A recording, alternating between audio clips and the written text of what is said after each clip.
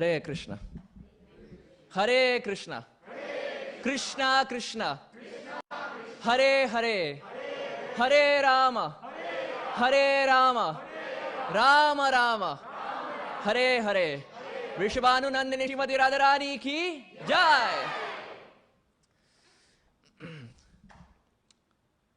Thank you so much, dear Narottam Vilas Prabhu, for that very, very kind introduction. Before I begin, I really want to express my inability to discuss anything spiritual, especially the highest topic of the Gaudiya Sampradaya, the Gaudiya Siddhanta, Srimati Rādhārani. Our Acharyas explain, Yogyata vichare kichu nahi pai tumara karuna sara. Yogyata vichare kichu nahi pai tumara karuna sara. If I see my yogyata, that is qualification. We are not talking about B.Tech, MS, PhDs, Microsoft, Amazon, Facebook. We are talking about the qualification of bhakti. Yogyata vichare kichu nahi pai. There is no qualification. This speaker who is there in front of you all, as far as age is concerned, I am younger than most, except for some friends over here. As far as bhakti is concerned, I am still younger than all of you all. So age-wise, bhakti-wise, there is no qualification. But the only hope and only desire is today and tomorrow, whatever classes we are going to attempt.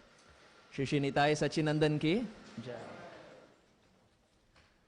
The only hope and desire is the next 2 days, whatever classes we have, if Saragrahi devotees bless and pray for me, then I may be able to glorify Srimati Rādhārani in the right spirit. So in that humble mood of being the servant of the servant of the servant, I am offering obeisances to each and every devotee present here. Please bless me. Please pray for me so that I glorify Srimati Rādhārani in the right spirit. Please accept my very humble obeisances. Vansha kalpatarobhyascha kripa sindhubhya eva cha patitanam pavanebhyo vaishnavebhyo namo namaha. In fact, as Prabhuji mentioned, last about 3 years, a little more than 3 years, I have been living in Seattle, very close to the Seattle temple. And even though I am physically here, my heart is still there, because I was seeing all the videos and all the decorations and all the festivities that is going on there. My one leg is here in Portland, another leg is there in Seattle. And while we are there at ISKCON Seattle, the mood that is cultivated, not just there, but in every ISKCON temple around the world, if we can cry like that for Srimati Rādhārani, then this is definitely the last life. If that is the mood that we carry to cry for Radhika, then naturally Krishna is going to take us back. So we are bringing this point that the mood of Sri Chaitanya Mahaprabhu that he brought down to this world is Gopi Bhartur Padakamalayur Das, Das, Das Anudas, to be in the mood of the servant, of the servant, of the servant. And we see that when I was planning to come here to Portland, even though as far as the geography and all is concerned, it's just 2.5 hour car drive. And initially, I had thought of coming via train. The train tickets were booked, everything was set. 24 hours prior to my journey, Krishna orchestrated it such, Radharani orchestrated it such that it made me difficult to board the train.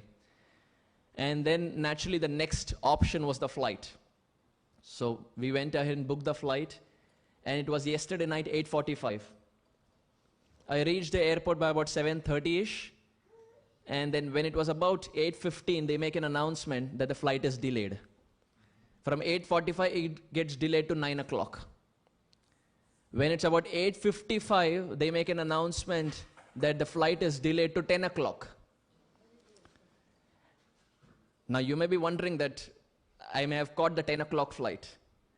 At 9:55, I get a thunderbolt.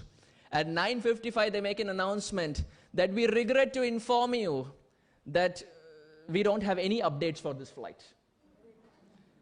I said, are you serious? I have been waiting here for the past 2 hours and you say there's no updates? They said, some maintenance issue and we have no updates for this flight. I was almost about to call Narottam Vilas Prabhu and say, I think Radharani doesn't want me to come to Portland. I am not qualified to be in association of all the devotees. She doesn't want me to come. At 10:05-ish, they make another announcement. And they say, well, this flight is cancelled. There is another flight from a completely different terminal. I was in Terminal C, and another terminal, Terminal S, which is diametrically opposite. From there was another flight, the last flight that was about to take off for Portland. So those who want to go can board that flight. We can rebook you all in that flight, and those who want can go. The moment that announcement was made, the line that formed, it almost reminded me of ISKCON Prasadam line. It was so long. My goodness. But somehow Krishna was kind that they rebooked me. And it was a 10:50 flight. It again got delayed. We got boarded. It again got delayed. It took off around 11-ish. By the time I reached Prabhuji's house, it was 1 o'clock at night. A 2.5-hour journey from Seattle to Portland ended up becoming a nightmare for me. It really became a nightmare. It took about 5-6 hours. And I was telling Prabhuji, I think the next time, even if flight is faster, train Zindabad. I'm going to take a train. So finally, I think, by the prayers and blessings of all the assembled devotees, senior devotees, Prabhupada disciples, I've somehow made it here. I don't know how much value I will add to your lives in the next today and tomorrow. But my humble request is, if during the course of the discussion, if I make mistakes, which I'm pretty sure I'm going to make, which I'm pretty sure. When I landed, when I was talking to Prabhuji was telling me about every devotee here, how every devotee is very special, how they contribute to this Portland temple in a very special way. And I distinctly remember one of the names that Prabhuji mentioned was His Grace Paramakaruna Prabhu, as to how erudite a scholar he is as far as Shastra is concerned. So my special obeisances to Prabhuji, and I very humbly beg and pray, if I make mistakes, Prabhuji, I'm like your son, I'm like Gopal. If I make mistakes, please forgive me.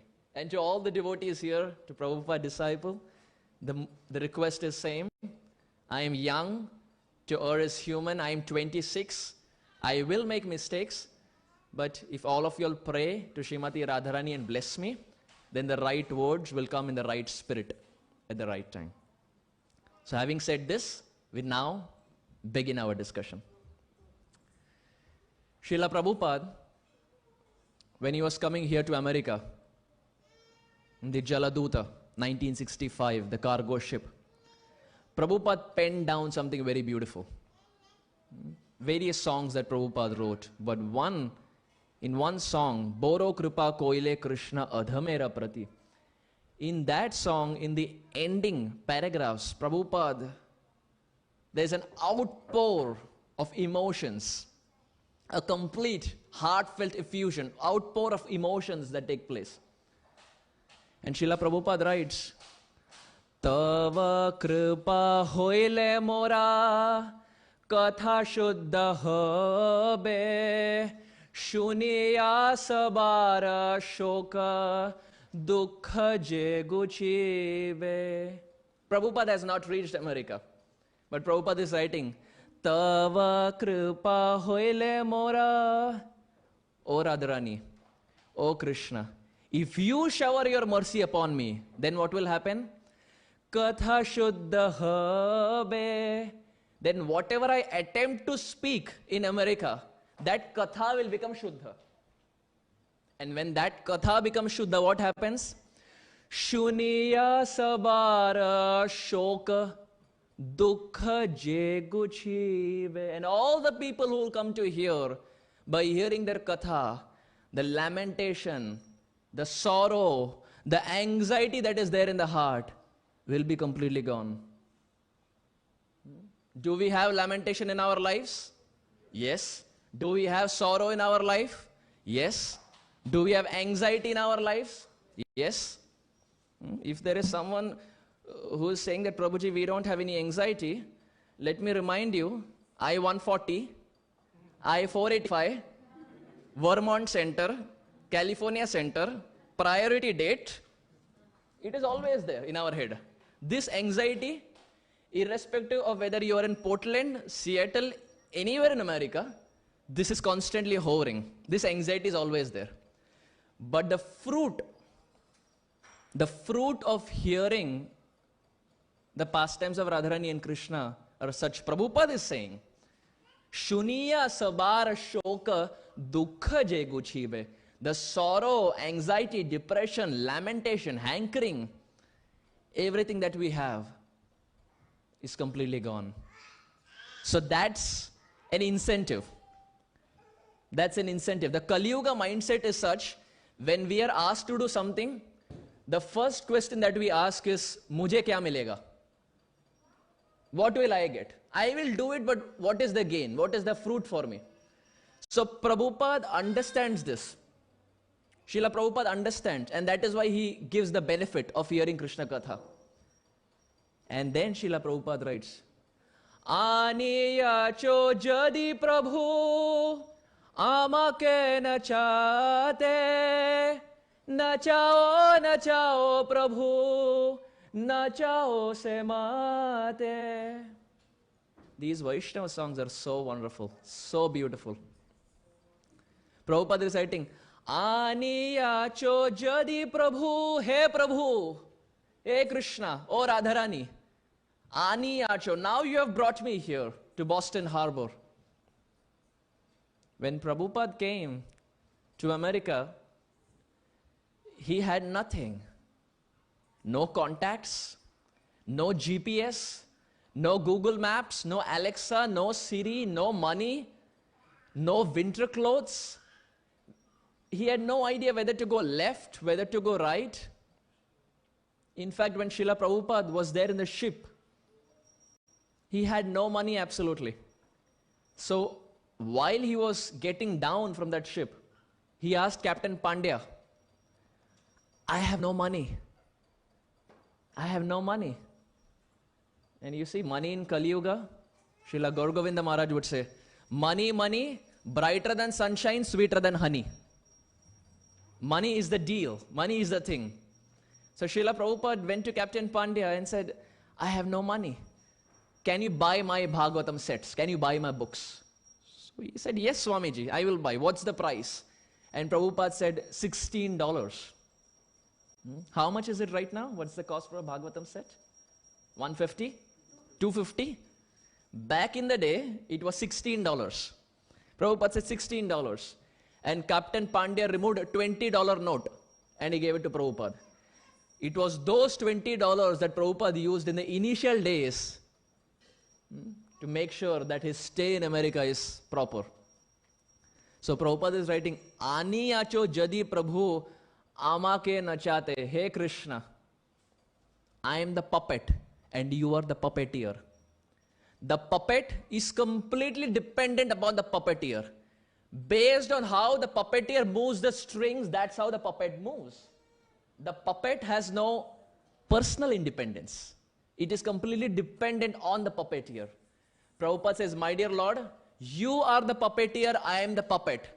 Nachao, nachao, Prabhu, nachao se mate. Make me dance the way you want, my dear Lord. Make me dance. Bhakti nahi veda nahi name khupadharo bhakti vedanta nama ebe sarthaka koro. Prabhupada, out of utter humility, is saying, Bhakti nahi Veda nahi. I have no bhakti and I don't know any Veda. Who is saying? Prabhupada. The Senapati Bhakta of Sri Chaitanya Mahaprabhu out of humility is saying, no bhakti. I have no bhakti, I have no Veda.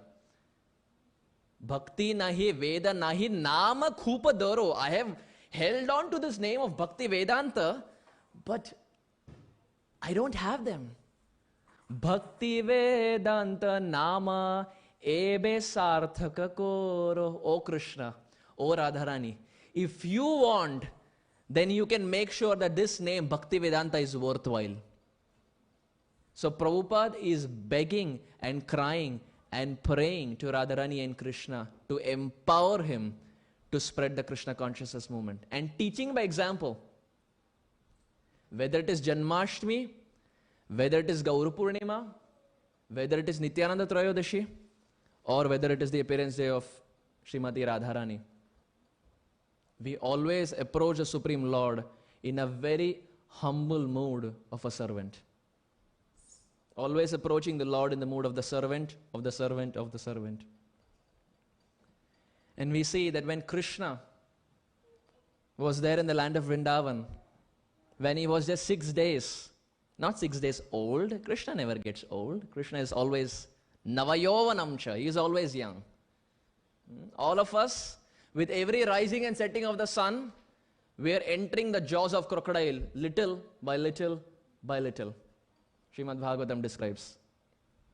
But for Krishna, Krishna never gets old. Krishna is always young. So when Krishna was about 6 days young, there was a demon who came to Vrindavan.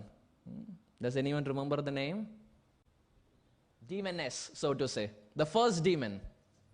Putana, yes. Putana. When Putana came to Braj, it's very interesting. Sanskrit is a very interesting language. These names have a particular meaning. Like in Mahabharata, you see there is a personality by the name Duryodhan. What does this name mean? The word Du is negative.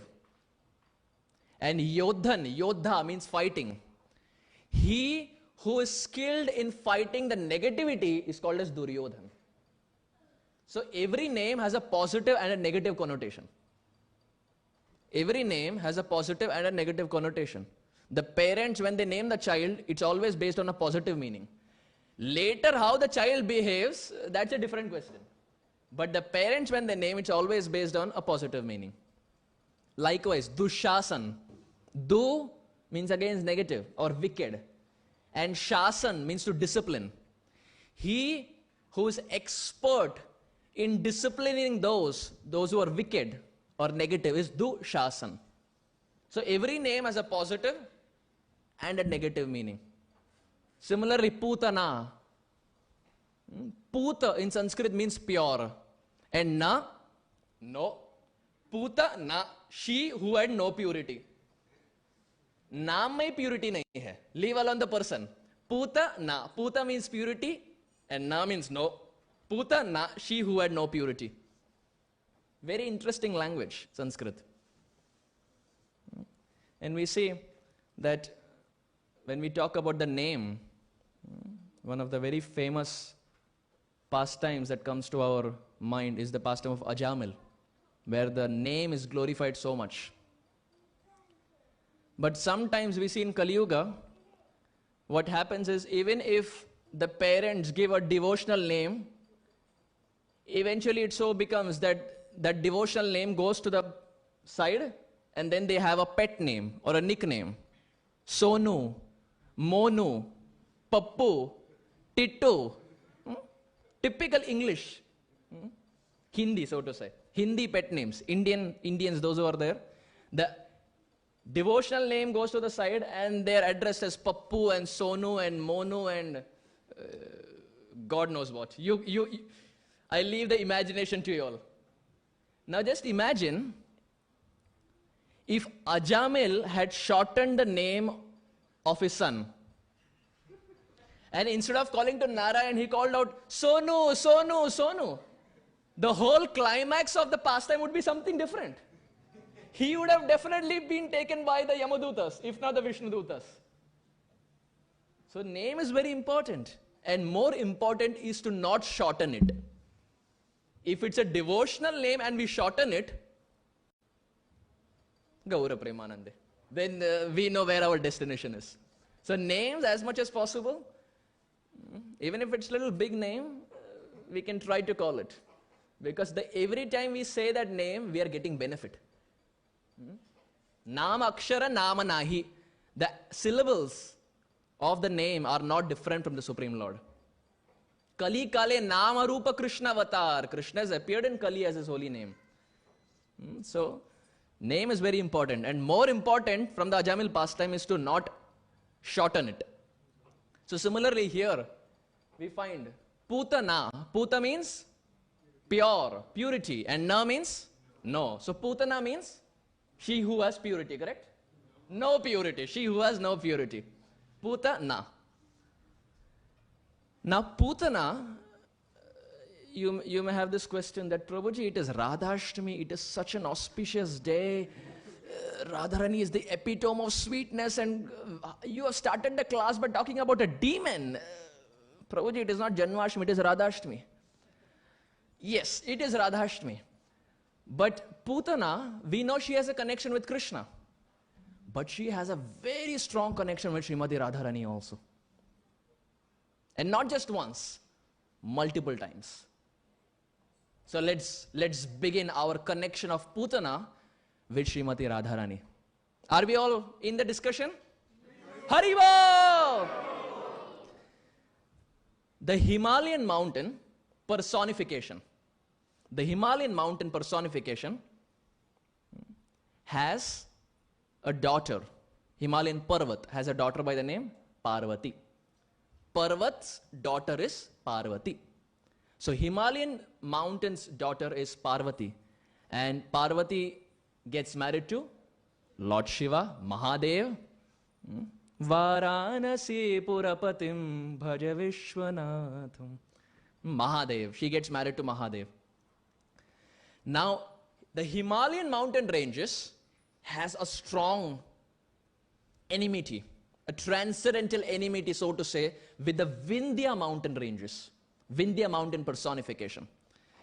So now, when Vindhya mountain ranges got to know that Himalaya mountain's son-in-law is Lord Shiva, he started doing yajna. What is the aim? What is the purpose? So that I get a son-in-law who's more powerful than Lord Shiva to settle scores. Hisab barabar. So it is all parampara, it is coming down that way. So he started doing yajna, and he started doing yajna to please Brahmaji. And Brahma became so happy with his 8 eyes. He was crying from all his 8 eyes, 4 heads multiplied by 2. So he was crying from all his 8 eyes, and he came to Vindhya mountain. And Vindhya mountain, he said, I want a benediction. And Brahmaji said, my dear son, whatever you want, I am ready to give you. You have pleased me so much. Whatever you want, it's a tathastu.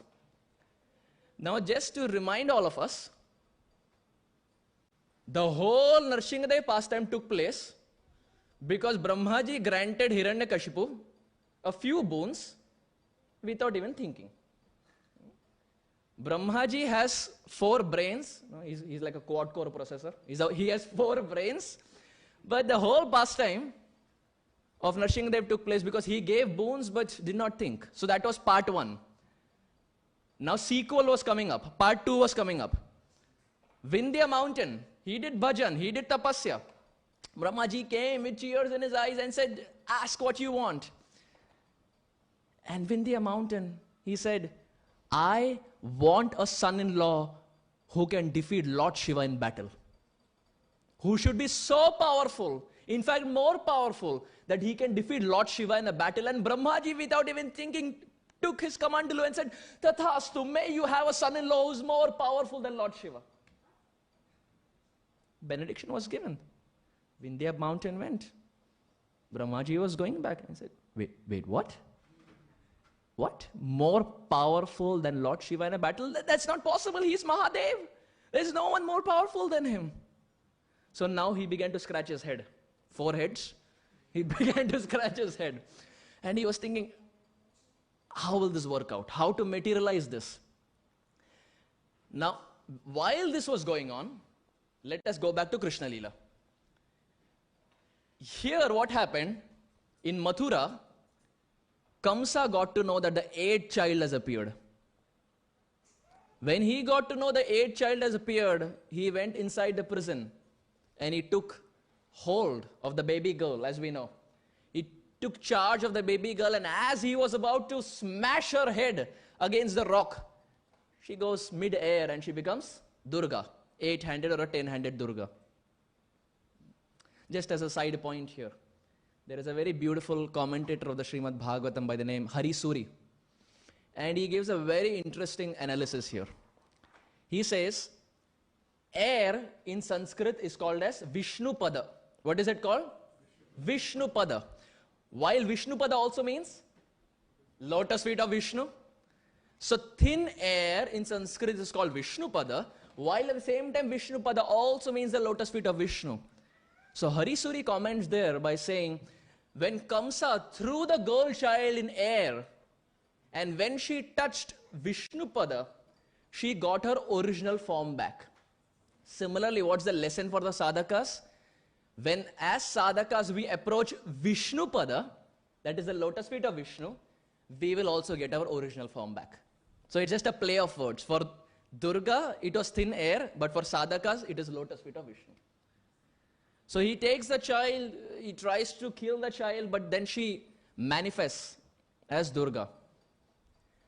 And then when Kamsa looks at her, he understands that his game is up.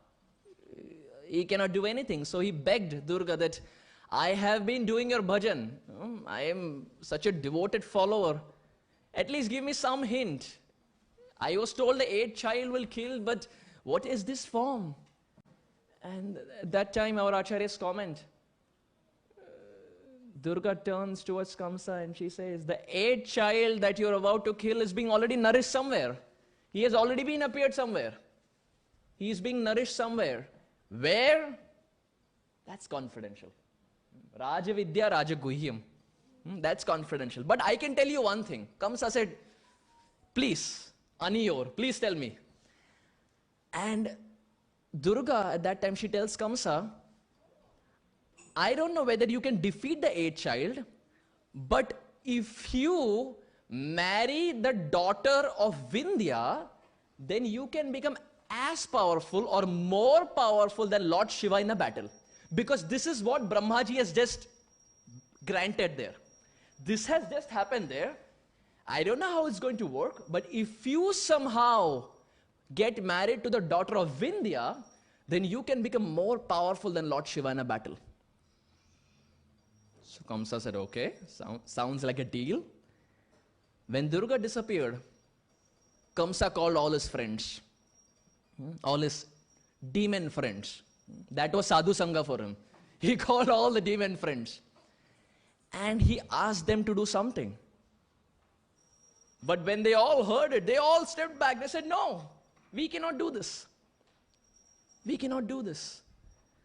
What was Kamsa asking them to do? Kamsa told them, I don't know where the 8th child is, and I don't know where Vindhya's daughter is.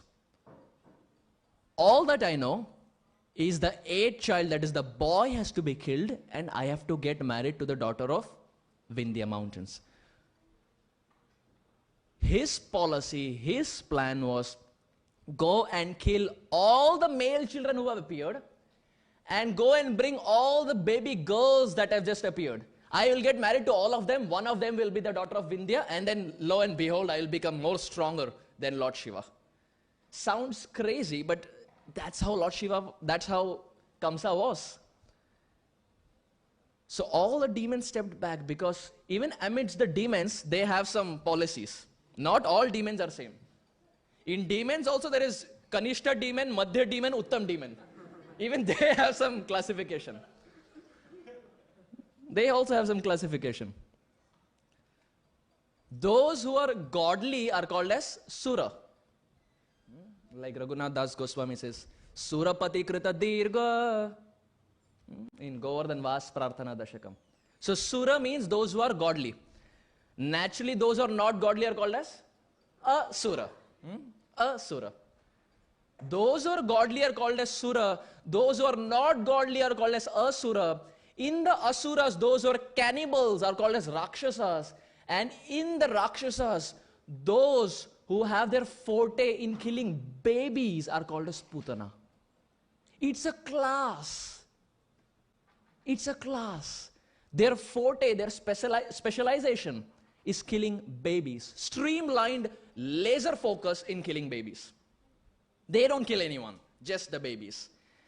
So now for the other demons, this was not their forte. But one Mataji came ahead. Putana Mataji. Because this was her specialization, she said, oh, this is my bread and butter. I kill babies day in and day out. This is my bread and butter. It's not a big thing. I can do it for you. Kamsa said, great. Now, while this was going on, Brahmaji is scratching his head. How will this work out? No one is more powerful than Lord Shiva. He's Mahadev. He's very strong. There is only one person more powerful. Shri Krishna Bhagavan Ki Jai. There is only one person who is more powerful. Because Mahadev is Maheshwar. Vishnu, Parameshwar. Krishna, Sarveshwar. Good, better, best. It's almost like SAT, ACT. Comparative. So only Krishna has the ability to defeat Lord Shiva in a battle. So Brahmaji was thinking what to do. Now as Kamsa was planning this with Putana, here Brahmaji goes to Radharani. So don't worry, our Radhashtami classes begin. Brahmaji now goes to Radharani. And this is Brahma's policy. He goes to Radharani and starts crying. Radharani says, Kya hua? What happened? Brahma explains the whole thing. And then he tells Radharani, the only way I see this can work out, this can materialize, if you take birth as the daughter of Vindhya and Krishna becomes your beloved, then naturally Vindhya's son-in-law is Krishna and he is more powerful than Lord Shiva. Does that make sense? Yes. Brahmaji goes to Radharani and says, my dear Radharani, I don't know how this will work out, but if you become the daughter of Vindhya and Krishna is naturally your beloved, then Krishna can defeat Lord Shiva in a battle. So Radharani said, what do you want me to do? Brahmaji said, I have already given the boon, I cannot do anything, it cannot be altered, but if you can become the daughter of Vindhya. Radharani said, okay. Radharani agreed. Now in the meantime, Putana, she began to fly, searching for a male child and the daughter of Vindhya, that is a girl child. She was flying. It's not the Wright brothers that came up with flying. Putana Mataji was already doing it. I am very grateful to her. If not for Putana Mataji, I couldn't have come to Portland. Because of her flying, I could come here to Portland. So she was flying. And as she was flying, she didn't have to search much. Why? India, mountain personification, was doing a yagya with 2 daughters on his lap. 2 daughters on his lap. One daughter was Chandravali.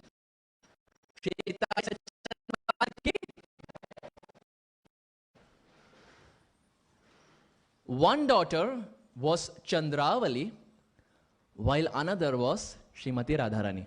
So Radharani had now appeared as the son, as the daughter of Vindhya, so to say. Now Putana was flying and she didn't have to search much because she ended up seeing Chandravali and Radharani on each lap.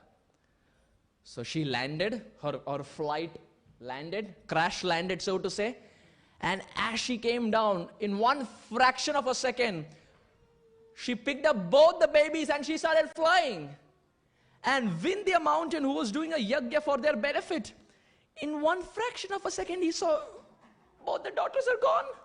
He was doing yajna, but both the daughters were gone. He didn't know what to do. He looked at the sages. He said, do something, chant something. Chant some mantra, my daughters have gone. Do something. And now the sages, the pujaris were scratching their head. What to chant? This is the first time something has happened like this. First time scenario. So they started chanting Asura Marana mantra. The mantra by which Asura can be killed. They started chanting. And now Putana is flying with Chandravali in one hand, Radharani in other hand. Putana was so powerful that the mantra could not kill her. But surely one thing happened, that her power was going down. Her power was going down. And naturally, as she was flying, the sages were chanting the Asura Maran mantra. Her power was going down. And at one point, she couldn't hold on to one baby and she dropped the baby. And that baby that was dropped was Chandravali, who ended up performing the pastimes as Rukmini outside of Braj. She's called as Vaidharbi because she comes from the present day Vidarbha in Maharashtra. One child was dropped, Chandravali was dropped, she performs her pastimes as Rukmini, but Putana is still holding on to one child and she's trying her best, but the mantras are so powerful that she ends up losing that another child. She ends up dropping Radharani, and Radharani falls and falls and falls on a golden lotus where Vrishabhanu Maharaj finds her the next day. Srimati Rādhārani ki? We always hear the pastime from Vrishabhanu Maharaj finding Radharani on golden lotus. But how did Radharani land there? This is the story. So if not for Putana Mataji, Yadi Putana na hoito, tabe ki hoito. If not for Putana, Vrishabhanu Maharaj would not have found Radharani. It is because of Putana Mataji that Vrishabhanu Maharaj found Srimati Rādhārani. Yes, she is a demon, but she is also doing service of uniting Vrishabhanu Maharaj and Srimati Rādhārani. And on 100-petal beautiful golden lotus, when Vrishabhanu Maharaj found Srimati Rādhārani in the midst of Jamuna, he looked at her and she was so beautiful. Radharani was so beautiful. Srila Raghunath Das Goswami explains, please repeat. Bhajami Radham Aravinda Netram Smarami Radham Madhura Smitasya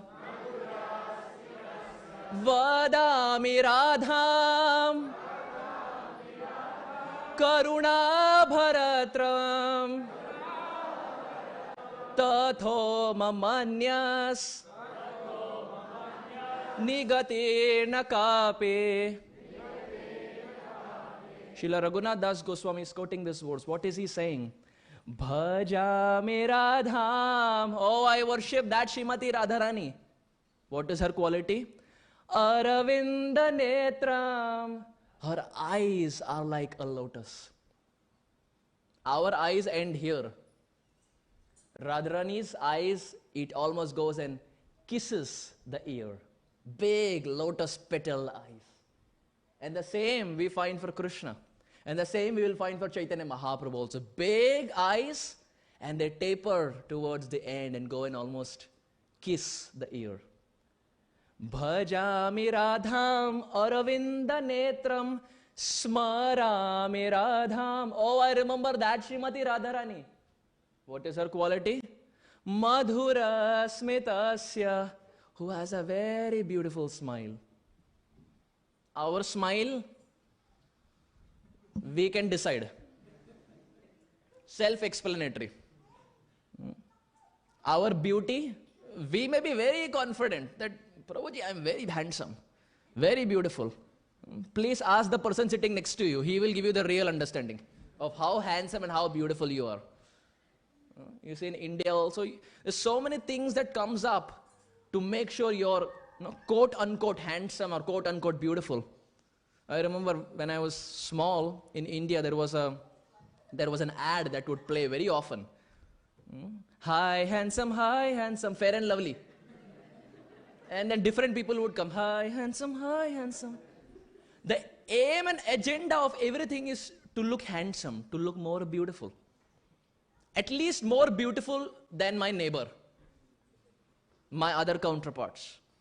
I should look more handsome. That is why Shankaracharya, he says, Angam galitam palitam mundam. When someone becomes old, Angam galitam, the skin starts sagging. Palitam mundam, it's a football field here. Shining, nicely shining. It is Sharad Purnima, nicely shining. Please don't look at the person sitting next to you. That is not what I am saying. Angam galitam palitam mundam. This becomes a nice football field. Dashana vihina jata tundam. It starts with 32. Then you have a cricket team, 11. And then you have 3 on this side, 3 on that side. And then finally there is nothing. And then you want to go and have dentures. So it starts with everything. Then there is something. Then there is nothing. Absolutely nothing. So angam galitam palitam mundam dashana vihina jata tundam vriddho yasi grihitva dandam. When you become old, 2 legs are not sufficient. You need 3 legs. Vriddho yasi grihitva dandam tadapina munchati asha pindam. Still the pot of material desires is never satisfied. Human life goes away, but that pot is unfulfilled. Angam galitam palitam mundam dashana vihina jata tundam vriddho yasi grihitva dandam tadapina munchati asha pindam. The pindam, the pot of desires is never satisfied. The more we have, the more we want, the more we want. It's an unending desire. So, we think we are very beautiful and very handsome, but real beauty is what Raghunath Das Goswami describes. Smarami Radham Madhura Smitasya. Srimati Rādhārani has a very beautiful smile. With all 32 teeth, by the way. Complete. Bhajami Radham Aravinda Netram Smarami Radham Madhura Smitasya. Karuna Bharatram. And she is an ocean of mercy. Vadami Radham Karuna Bharatram. Why should I speak about Radharani? Because Karuna Bharatram, she is an ocean of mercy. Tatho mamanyasti gatir nakapi. Raghunath Das Goswami says, I don't know anything and I don't want to know anything apart from Srimati Rādhārani. Vrishabhanu Nandini Srimati Rādhārani ki. Srimati Rādhārani ki. Srimati Rādhārani ki.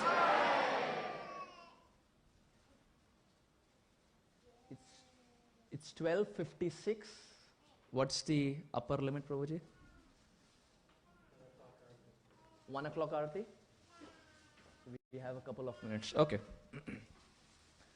So Srimati Rādhārani has appeared. And now she is very, very beautiful. We discussed the past time. What is the tattva behind Srimati Rādhārani? Who is Srimati Rādhārani? Chaitanya Charitamrita describes Ladhinera Sar Prem. Srimati Rādhārani is Ladhini Shakti of Srimati Rādhārani, the pleasure-giving potency. Ladhinera Sar Prem. What is the essence of Ladhini? When that Ladhini Shakti is condensed, what is the essence? Prem. It is love of God. Ladhinera Sar Prem.